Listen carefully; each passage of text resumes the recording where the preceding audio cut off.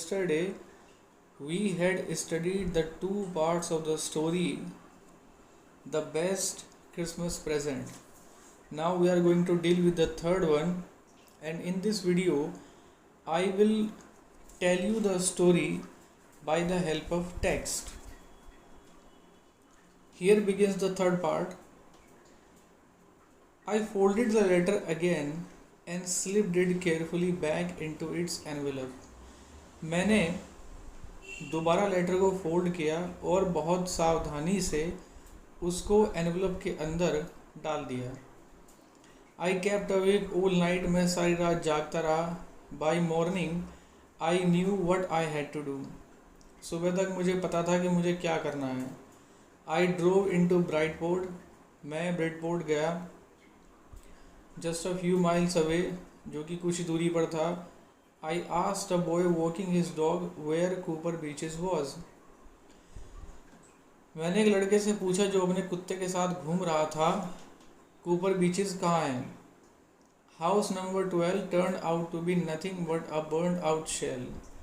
House number 12 जब मैं वहाँ पहुँचा तो वो एक जले हुए शेल के अलावा कुछ दिखाई नहीं दिया.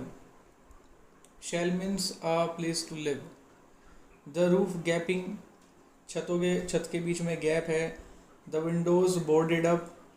विंडोज़ वुडन बोर्ड से ढकी हुई है.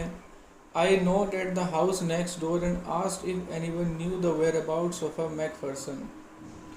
मैंने बराबर का जो घर था, मैंने उसका दरवाज़ा खटखटाया और मैंने पूछा, मिसिस मैकफर्सन का पता ठिकाना आप जानते हैं क्या. वेयर अबाउट्स मीन्स पता ठिकाना. Oh yes said the old man in his slippers. बूढ़ा आदमी जो चप्पल पहने हुए था उसने हाँ भरी. उसने कहा, यस मैं जानता हूँ. ही न्यू हर वेल. वो उसको बहुत अच्छे तरीके से जानता था. A lovely old lady. एक प्यारी सी बूढ़ी औरत आई. ही टोल्ड मी. उसने मुझे बताया. A bit muddled headed. Muddled headed means little confused. But at her age she was entitled to be. और जैसे ही उसकी उम्र थी उससे ये चीज़ एक्सपेक्ट की जा सकती थी. वॉजंट शी, क्या वो नहीं थी. 101 years ओल्ड. वो 101 साल की थी. She had been in the house when it caught fire. जब घर में आग लगी तो वो घर के अंदर ही थी. No one really knew how the fire had started. किसी को नहीं पता था कि आग कैसे शुरू हुई. But it could well have been candles. लेकिन इसकी ज़्यादा गुंजाइश थी कि घर के अंदर आग मोमबत्ती से लगी थी. She used candles rather than electricity. She has been used in the reference to Mrs. Macpherson. So writer wants to say Mrs. Macpherson used to have candles instead of electricity because she always thought electricity was too expensive. Writer यहाँ Mrs Macpherson को coat करते हुए कहता है कि वो हमेशा candles का इस्तेमाल करती थी इलेक्ट्रिसिटी के बजाय, क्योंकि वो हमेशा ऐसा सोचती थी कि इलेक्ट्रिसिटी ज़्यादा महंगी है. The fireman had got her out just in time. Fireman ने उसको समय से, just in time means timely, उसको घर के अंदर से निकाल लिया था, बचा लिया था. She was in a nursing home now. He told me. Brillington house on the Dorchester road on the other side of the town. उसने मुझे बताया कि अब वो एक नर्सिंग होम में है, बर्लिंगटन हाउस में, जो कि डोरसेस्टर रोड पे है, जो टाउन के दूसरी तरफ है. Now comes the comprehension check. The first question is how did the author go to Brightport. Question है कि ऑथर ब्रिटपोर्ट कैसे जाता है. सो you know the answer. The author went to Bridport by driving his car. The next question is how old was Mrs. Macpherson now? Where was she? Second question पूछता है कि Mrs. Macpherson अब कितने साल की है, कितने साल की थी और वो कहाँ थी. So the answer is How old was Mrs. Macpherson was? Mrs. Macpherson कितने साल की थी. Mrs. Macpherson was 101 years old. And where was she?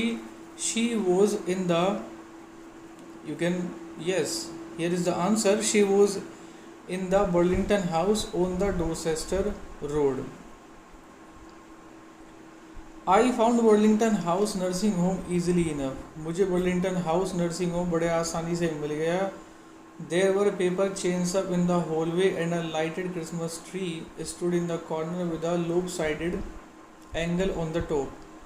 कोने में एक पेपर चेन अप रखा हुआ था हॉलवे में, जो कि क्रिसमस ट्री जल रहा था. उसके ऊपर लोब साइड में एक एंजल को रखा हुआ था. यानी कि राइटर यहाँ कहना चाहता है कि क्रिसमस का वो दिन क्रिसमस का था, तो जिस तरीके से क्रिसमस पेड़ को सजाया गया होता है, ठीक उसी तरीके से उस दिन क्रिसमस के पेड़ को सजाया गया था और उसके लोब साइड पर टॉप पर एक एंजल को बिठाया गया था कॉर्नर में. I said I was a friend come to visit Mrs McPherson. मैंने कहा कि मैं मिसेस मैकफर्सन का दोस्त हूँ जो उनसे मिलने के लिए आया है. To bring her a Christmas present, जो उनके लिए क्रिसमस का एक उपहार लाया है. I could see through in to the dining room where everyone was wearing a paper hat and singing. मैं डाइनिंग रूम में देख सकता था कि जहाँ हर कोई पेपर से बने हुए हैट को पहने हुए था और वहाँ गा रहा था. The matron had a hat on too and seemed happy enough to see me. Matron ने भी हैट पहना हुआ था और वो मुझे देखकर काफ़ी खुश थी. She even offered me a mince pi. Mince pi is a kind of sweet. उसने मुझे ऑफ़र की. She walk me along the corridor तक वो मेरे साथ चली. मिसेस मैकफर्सन इज़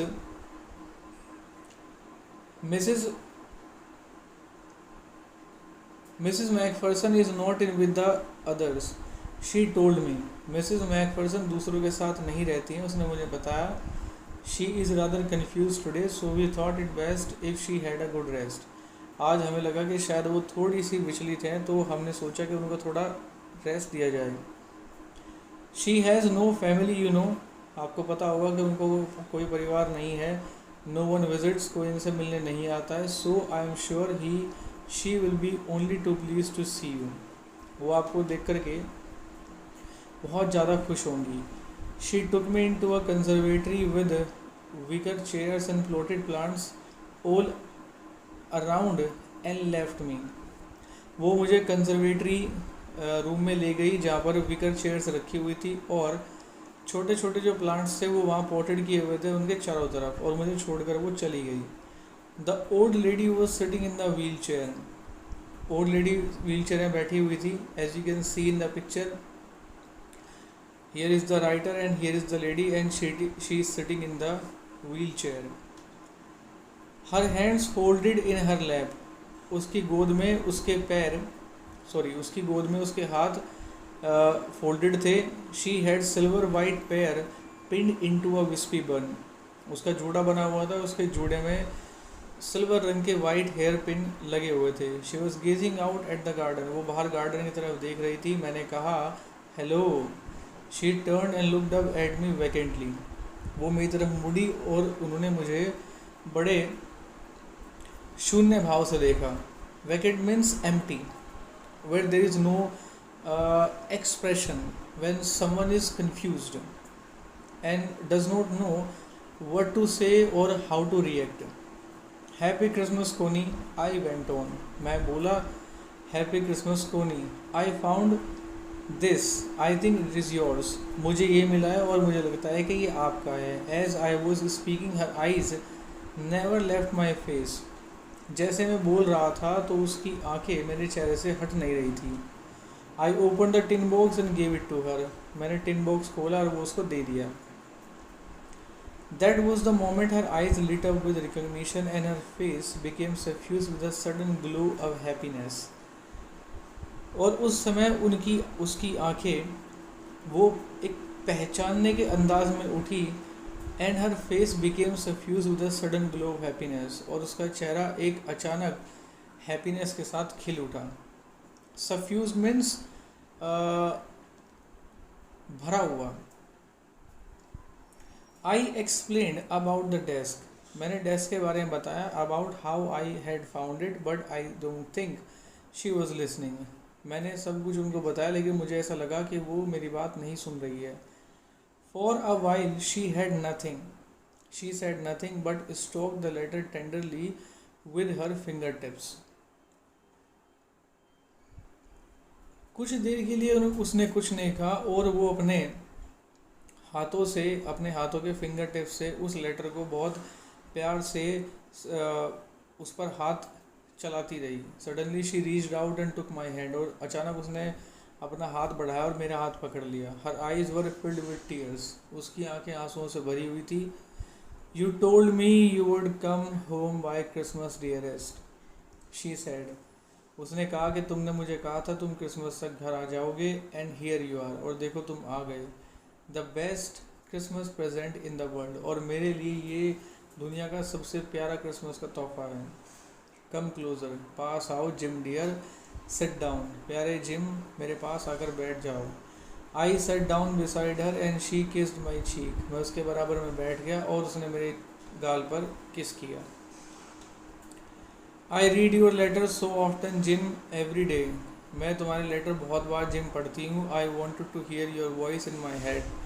मैं तुम्हारी वॉइस को अपने अपने दिमाग में सुनना चाहती हूँ. It always made me feel you were with me. मैं हमेशा ये महसूस करना चाहती हूँ कि तुम मेरे साथ थे. And now you are. और अब तुम हो.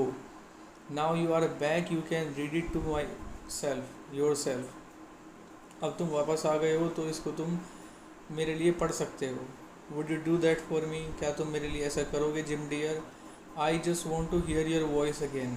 बस मैं तुम्हारी आवाज़ दोबारा सुनना चाहती हूँ. I would love that so much.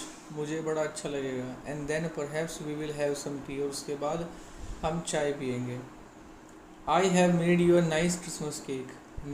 मार्जीपन all around.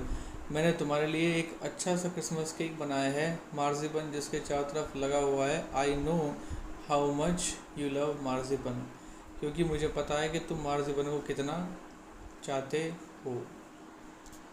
Now we will see the question and answer regarding the text. Now we will deal with the question and answer of this chapter. The first question is, who did Connie MacPherson think her visitor was. Connie MacPherson ने अपने आगंतुक यानी कि जो व्यक्ति उससे मिलने आया था उसको क्या समझा. The answer is Connie MacPherson thought that her visitor was her husband Jim. कोनी मैकफर्सन ने अपने आगंतुक को अपना पति समझा जिसका नाम जिम था. Second question is, for how long do you think Connie had kept Jim's letter. Give reasons for your answer. आपको क्या लगता है कि कोनी ने जिम के लेटर को कितने दिनों तक अपने पास रखा. और इसके जवाब में इसके रीज़न में एक आंसर आपको देना है. The answer is Connie must have kept Jim's letter for a long time. Story को पढ़कर ऐसा लगता है कि जैसे कोनी ने जिम के लेटर को बहुत लंबे समय से अपने पास रखा हुआ था. दिस इज़ बिकॉज, ऐसा इसलिए क्योंकि शी टोल्ड द नरेटर. उसने नरेटर को बताया how she read it quite often every day so that she could feel that gym was near हर. कि वो दिन में उसको कितनी बार बार पढ़ती थी इस चीज़ को महसूस करने के लिए कि जिम उसके पास ही था. The next question is, which sentence in the text shows that the visitor did not try to hide his identity. किस सेंटेंस से आपको पता चलता है कि विजिटर ने अपनी आइडेंटिटी को छुपाने की कोशिश नहीं की. The answer is, the sentence which shows that the visitor did not try to hide his identity is, I explain about the desk about how I had found it but I don't think she was listening. Text जहाँ ख़त्म होता है, text से ऊपर थोड़ा ऊपर जहाँ writer कोनी से मिलने जाता है, तो जैसे ही वो कोनी से मिलता है तो उसको मिलने के बाद ही अटर्स दीज लाइन्स. मैंने अब उसको आई एक्सप्लेन अबाउट द डेस्क. मैंने डेस्क के बारे में उसको बताया और कैसे वो मुझे मिली थी, लेकिन मुझे ऐसा लगा जैसे वो मेरी बात नहीं सुन रही थी.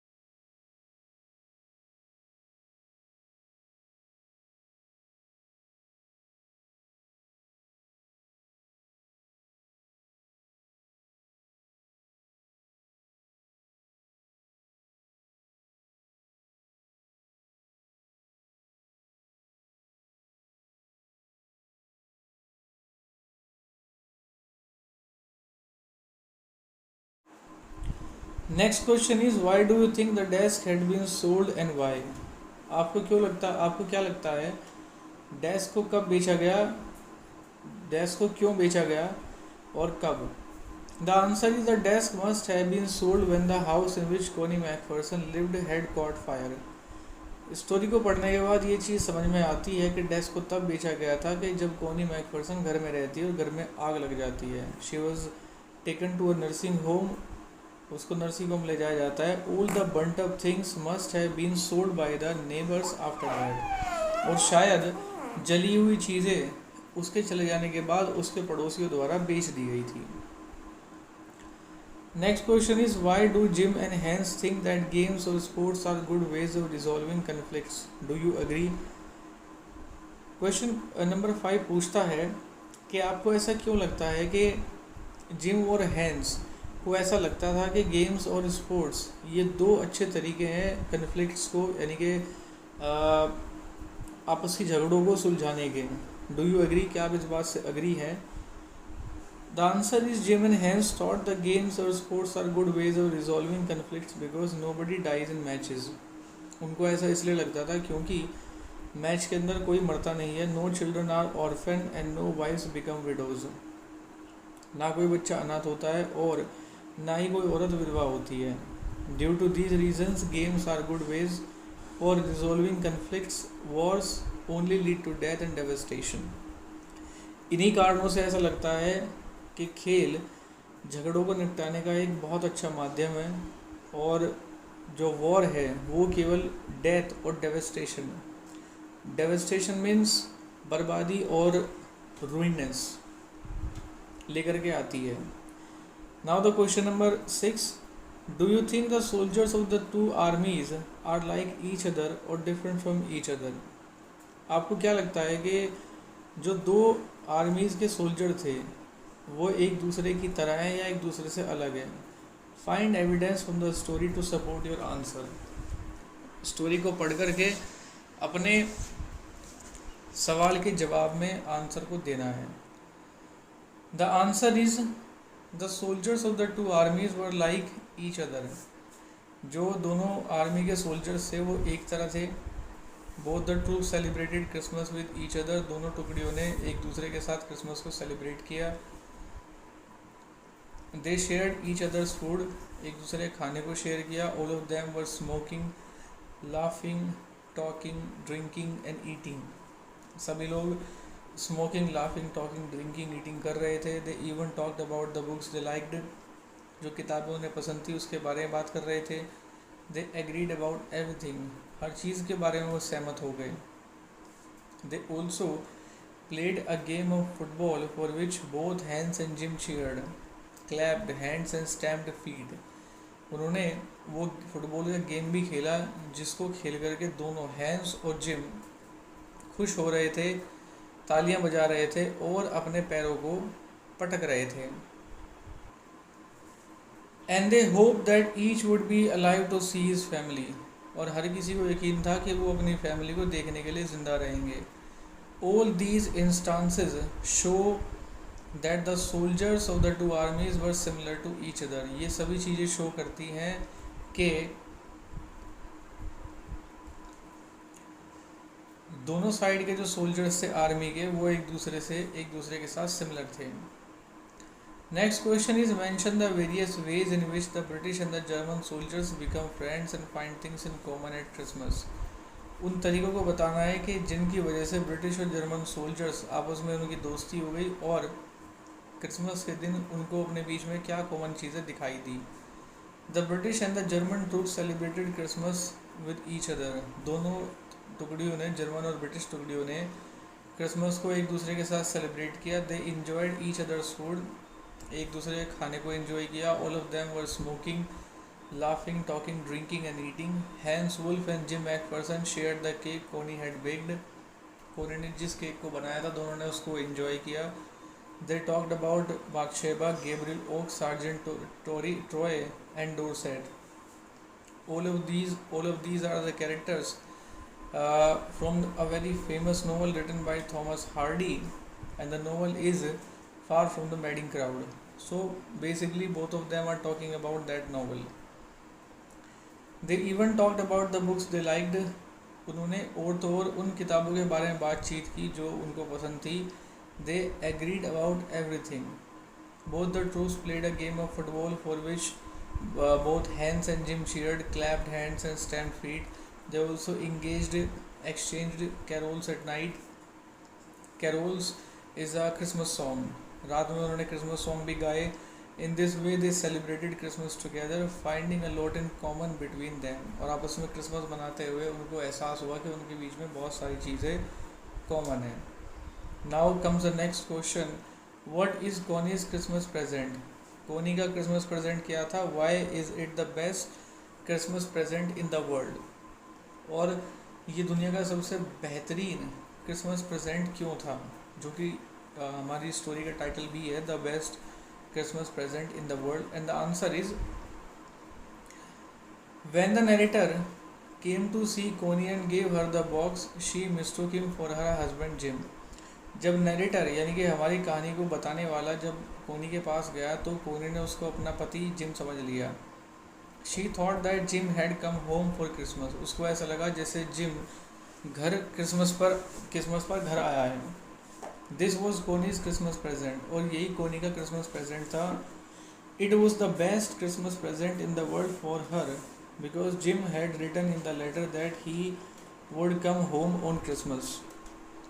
ये उसके लिए दुनिया का सबसे अच्छा क्रिसमस प्रेजेंट था क्योंकि जिम ने उसको लेटर में लिखा था कि वो क्रिसमस पर घर आएगा.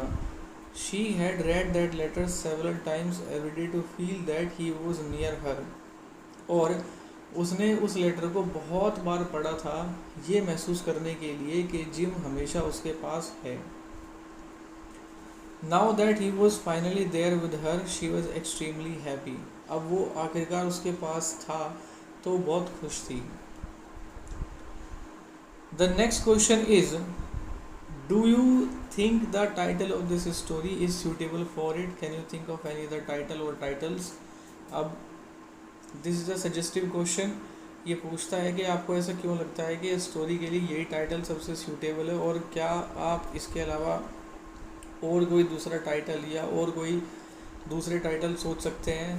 The answer is yes, the title of the story is suitable for it. The spirit of Christmas is the theme that prevails throughout the story. Christmas की जो स्पिरिट है वही इस कहानी की थीम है जो इस स्टोरी में प्रिवेल करती है. It means it goes on continuously from the beginning to the end. It was on a Christmas day in the middle of a raging war that two warring troops made peace. ये Christmas का एक दिन था कि war के बीच में दो जंग पर आए हुए ट्रूप्स आपस में शांति कर लेते हैं. The moment of peace that the soldiers shared with each other was the best Christmas present for them. उस समय शांति के उस माहौल में उन सोल्जर्स ने एक दूसरे के साथ जो क्रिसमस के वो पल बिताए वो उनके लिए सबसे अच्छा प्रेजेंट थे. Again it was on a Christmas day that the narrator went to see Mrs Macpherson. और दोबारा ये क्रिसमस का एक दिन था कि जब नरेटर कोनी को मिलने जाता है और मिसेस मैकफर्सन को मिलने जाता है. He went to return her husband's letter to her. वो उसके पति का लेटर उसको लौटाने गया था. The letter was precious to her. Letter उसके लिए काफ़ी महत्वपूर्ण है. But even more precious was her delusion that the narrator was her husband Jim. वो लेटर तो उसके लिए बहुत अमूल्य होता ही है, लेकिन साथ में उसका जो डिल्यूजन है, delusion it's like a what we say भ्रम, फॉल्स इम्प्रेशन. कि उसका जो भ्रम है, उसका जो फॉल्स इम्प्रेशन है, डिल्यूजन है कि नरेटर उसका पति था, वो उसके लिए सबसे अच्छी एक चीज़ थी. Who she believed had returned as promised on a Christmas day. जो कि अपने वादे के मुताबिक क्रिसमस डे पर वापस आ गया था. This was the best Christmas present in the world for हर. और यही उसके लिए दुनिया का सबसे अच्छा क्रिसमस प्रेजेंट था. And that's all for now, and thank you very much.